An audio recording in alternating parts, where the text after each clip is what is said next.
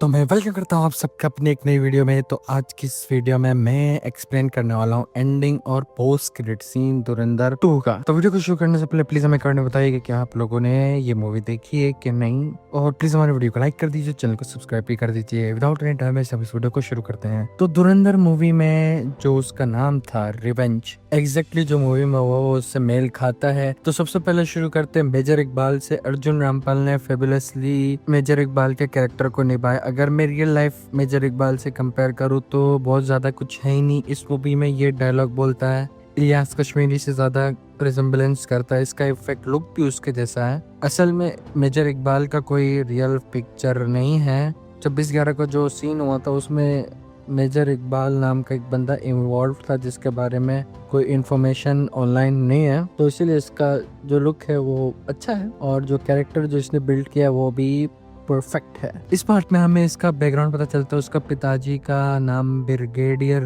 जहांगीर था जो कि 1971 के इंडो पाक वॉर में इन्वॉल्व था। इकबाल के अकॉर्डिंगली उसके पिता ही थे जिसने उनके पाकिस्तान आर्मी वगैरह को धोखा दिया सीक्रेट्स को लीक करके। पार्ट 2 के एंड में उसको भी एक ट्रेजिक एंड मिली। जो मतलब एंड लोग देखना चाहते थे वही एंड उसको एंड देखने को मिली, टॉर्चरस टाइप। सेटअप काफी अच्छा था जंजीरों के साथ जो रणवीर सिंह को ऐसा पूरा जकड़ लेता है और यूजेस वो सेम मूव यूज करता है जो आखिरी में क्रेडिट्स के टाइम पे ट्रेडिंग के दौरान यूज करते हुए दिखाया है। तो अर्जुन रामपाल का जो कैरेक्टर है वो मतलब मेजर इकबाल मर गया है और ये कंफर्म है। तो वो वापस नहीं गया लेकिन उसकी जगह जाहिर सी बात है दूसरे आ सकते हैं। और इस मूवी का एक बहुत ही इम्पोर्टेंट पार्ट था अननोन गनमैन। कंटेक्स्ट के लिए आप इसको ऐसे समझो कि ये बहुत सारे स्पाइस है जो इंडिया की तरफ से दुनिया भर में ऑपरेट कर रहे हैं। ये बेसिकली किलिंग मशीन है जसकिरत की तरह जो अपने सुपीरियर के ऑर्डर को मानते हुए एग्जीक्यूट कर देते हैं। इनकी कोई बैक स्टोरी नाम कुछ भी नहीं है। इनकी परफेक्ट एग्जाम्पल्स हैं आलम भाई और जमील जमाली। आप इतना समझ लो कि जितना इन दोनों के बारे में नाम असली नाम नहीं बताए गए, इन्हें बैक स्टोरीज नहीं बताई गई। तो हमजा की लिस्ट में काफी सारे नाम होते जिनको एक एक करके मूवी में एग्जीक्यूट होते दिखाया गया, जिसमें से एक बहुत ही इंपॉर्टेंट सीन था जहाँ पे अब्दुल को हार्ट अटैक से मरते हुए देखते हैं। ये रियल लाइफ में होते हुए देखा था। इस काम को अंजाम देने वाली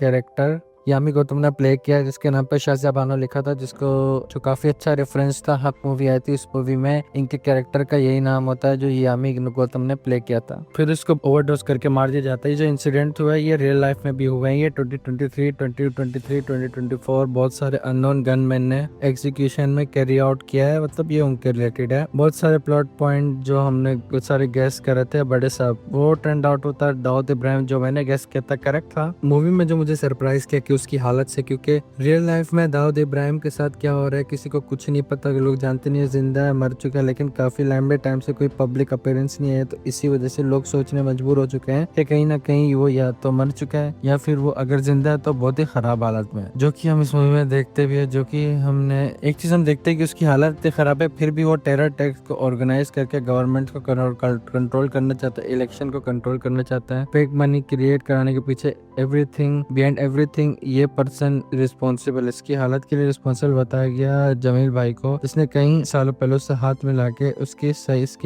स्किन में डी मिथाइल मर्क्यूरी छोड़ दिया था जो एक्चुअली में स्लो पॉइजन की तरह एक्ट करता है। अगर भी रियल लाइफ से कंपेयर करने वाला बताना शुरू कर तो इसकी केमिस्ट्री थोड़ी अलग टाइप की है। ये खतरनाक है, स्किन के थ्रू एब्जॉर्प्शन भयानक टाइप का और बहुत ही कम डोजेस भी भयानक तरीके से लीथल हो सकते हैं। ये बेसिकली एक इम्पोर्टेंट न्यूरोटॉक्सिन है जिसका मतलब ये है कि तुम्हारी नर्वस सिस्टम इफेक्टेड था। तब तक जमील भाई बैठा है उसकी चीजों को बैठे और कंट्रोल करते हुए धीरे धीरे निपटाने के लिए किसी दिन बहुत ही रेडिकल कुछ काम किया तो उड़ा देंगे। स्पीकिंग ऑफ जमील जमानी वाला प्लॉट ट्विस्ट मतलब मैंने एक्सपेक्ट नहीं किया था कि वो आएगा। किसी ने भी नहीं सोचा होगा कि अगर तुम सोच के भी देखते हो कि इट मेक परफेक्ट सेंस। इसकी बैक स्टोरी मैंने दिखाया कि आखिरी बताता है कि 45 साल पहले वो आया था, जो उसकी टाइमलाइन 1985 की बताता है, which also make perfect sense. ये लेना इतना लेट पैदा क्यों हुई। उससे भी ज्यादा ये बताता है कि Jameel Jamali was just another dumb politician जो बस लक की वजह से अपनी डिसीजन को लेता चला गया, काम करता चला गया। He was very well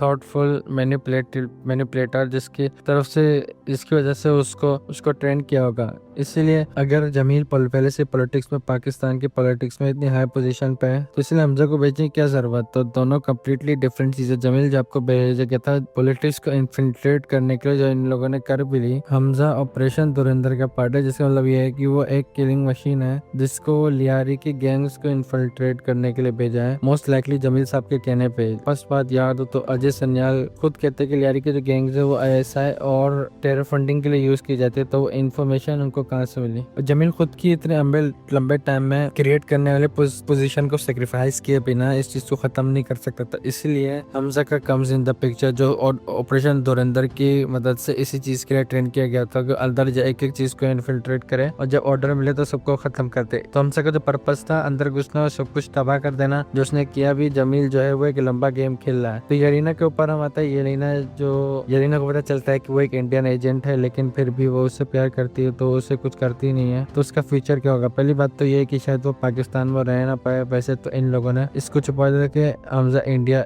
agent है, क्योंकि उजैर बलोच पे सारा इंजाम लग चुका था। तो अगर जमील साहब अपने खुद के कॉन्टेक्ट इस्तेमाल करे तो उसकी बेटी वहाँ पे रह सकती है। लेकिन मूवी के एक छोटे मोमेंट पे वैनकूवर कनाडा को मेंशन करते हैं, जब हमजा येलिना को टिकट देके जाता है कि तुम वैनकूवर निकल जाना, यहाँ पे निकल जाना, यहाँ पे रहना सेफ नहीं है। तो कनाडा खालिस्तानी मूवमेंट के लिए काफी ज्यादा बड़ी जगह बन चुका है। बहुत सारी चीजें होती चली जा रही है, इंक्लूडिंग अननोन गनमैन की किलिंग्स भी। कुछ टाइम में अननोन गनमैन कुछ काफी एक्टिव रहे जो खालिस्तान मूवमेंट से रिलेटेड फिगर्स है, उनको असैसिनेट भी किया है। तो धुरंधर पार्ट 3 इस चीज को एक्सप्लोर करे। पाकिस्तान नहीं आ सकता क्योंकि वहाँ की गवर्नमेंट को उसके बारे में पता चल चुका है, तो वो ऑफकोर्स अलाउ नहीं करेंगे, लेकिन कनाडा तो जा सकता है। ऐसा हो सकता है कि धुरंधर थीम है इस वाले एरिया का इस चीज को एक्सप्लोर करे कैसे जिसकी रथ की कहानी आगे बढ़ती है। Basically he is on the same mission, बस सब जगह बदल चुकी है, लोग बदल चुके हैं। तो मूवी की सबसे इंटरेस्टिंग मोमेंट जिसकी रथ की बात की जाए तो ये मूवी इसके बैकग्राउंड को एक्सप्लोर करती है। इस बारे में ज्यादा बताने की जरूरत नहीं है। तो इसके पिताजी के छोटे से लैंड डिस्प्यूट के चक्कर में मार दिया जाता है, क्योंकि रिवेंज लेने के बाद इसे सजाए मौत मिलती है। 2002 में इसे प्रोजेक्ट धुरंधर में इंडक्ट किया जाता है। अगर इसकी टाइमलाइन की लेके चले तो मुरीद के कैंप डिस्ट्रॉय हुआ था। रियल लाइफ में लेके चले तो मुरीद के कैंप 2025 में ऑपरेशन सिंदूर के थ्रू हुआ था। ऑपरेशन सिंदूर या पहलगाम अटैक का कुछ नहीं दिखाया गया। मूवी पुलवामा अटैक तक जरूर जाती है और सर्जिकल स्ट्राइक्स की बात करते हैं, लेकिन जो अननोन गनमैन वाली जितने भी एग्जीक्यूशन बताए थे वो 2023-24 का आसपास होते हैं। तो क्लियरली ये 2024 तक तो गई है। 2024 तक ही वॉज इन पाकिस्तान। एक बहुत ही इंटरेस्टिंग सीन आता है, अपने घर के सामने खड़े होकर भी अपनी माँ और बहन से मिलने क्यों नहीं जाता। ये बहुत ही एक ब्यूटीफुल मोमेंट है। लेकिन जब वो उनको देखता है, उनकी जिंदगी को ऑब्जर्व करता है, उसको रियलाइज होता है कि उसकी वहाँ पे कोई जगह ही नहीं है। वो अपनी लाइफ में मूव ऑन कर चुके हैं, जिसकी रत का उनकी जिंदगी में वापस आना उनकी लाइफ को डिस्टर्ब ही कर देगा और कुछ नहीं करेगा। इतने टाइम तक जिसकी रत पाकिस्तान में रहा, इतने लोगों को मार चुका है, तो एक सिस्टम का पार्ट है। वो एक शांत जिंदगी नहीं बिता सकता, तो वो अपनी माँ और बहन के सब खेतों में काम कर रहे हैं, रिटायर हो चुके हैं और अब गन वायलेंस से सबसे कोई लेना देना नहीं है। ये चीज इसके लिए पॉसिबल नहीं है। उसे समझ में आता है कि जितनी भी जरूरत है उसकी माँ और बहन को उसकी है, उससे कहीं ज्यादा